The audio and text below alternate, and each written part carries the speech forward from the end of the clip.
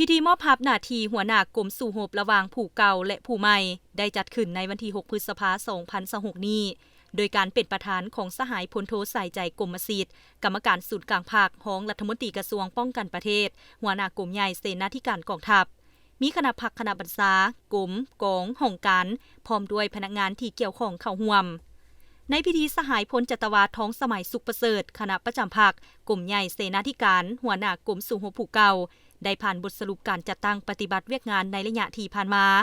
โดยยกให้เห็นผลงานที่พ้นเด่นหลายด้านเป็นต้นแมนเวียกงานเฮ็ดให้สภาพมีความสงบและการก่อสร้างรากฐานการเมือง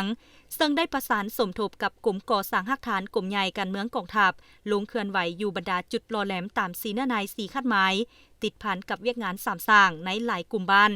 พร้อมเดียวกันนั้นก็ได้ซี้น้ำกำลังหลวงและท้องถิ่นเคลื่อนไหวติดตามสกัดกั้นนอแหนงที่จะก่อให้เกิดความบ่สงบตามแนวชายแดนและเขตใจกลางอย่างใกล้ชิดด้านเวียกงานเกี่ยมพร้อมสู่หบและกอบกู้ภัยพิบัติกรมสู่หบได้สุ่มใส่เก็บกำข้อมูลยุทธศาสตร์และกวดกาการเกี่ยมพร้อมสู่หบในขอบเขตทั่วประเทศสำหรับเวียกงานแผนการยุทธศาสตร์และโครงการพัฒนา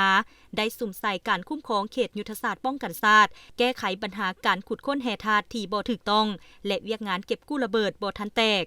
ในด้านการปรับปรุงก่อสร้างกำลังคณะพักกรมสู่หบได้เอาใจใส่ศึกษาอบรมการเมืองแนวคิดให้พนักงานนักรบอย่างทั่วถึงเฮ็ดให้ภายในมีความสามัคคีเป็นเอกภาพเฮ็ดให้หน่วยผักกรมสู่หบสามารถรักษาน้ำมะยดหน่วยผักปลอดภัยเข้มแข็งหนักแน่น5 สมัยติดต่อกันพร้อมนั้นยังได้เอาใจใส่เวียกงานนโยบายและเวียกงานภารกิจการเทคนิคสามารถคุ้มครองอาวุธยุทโธปกรณ์ให้มีความปลอดภัยและสุขอยู่การเพิ่มพูนผลิตผลเพื่อแก้ไขชีวิตการเป็นอยู่ของกรมกองให้ดีขึ้นจากนั้นก็ได้ลงนามบทบันทึกมอบภาพหน้าที่หัวหน้ากรมสู่หบระหว่างสหายพลจัตวาท้องสมัยสุขประเสริฐผู้เก่าและสหายพลจัตวาบุญฤทธิ์ศรีสุพรผู้ใหม่โอกาสนี้สหายพลโทใส่ใจกรมศิษย์ได้แสดงความย่องยอสมเสยต่อผลงานที่หัวหน้ากรมสู่หบผู้เก่าได้สุ่มสติปัญญาความรู้ความสามารถเข้าในการซี้นำพาเวียกงานจนมีผลสำเร็จเป็นก้าวมาพร้อมทั้งได้เน้นหนักให้สหายหัวหน้ากรมสู่หบผู้ใหม่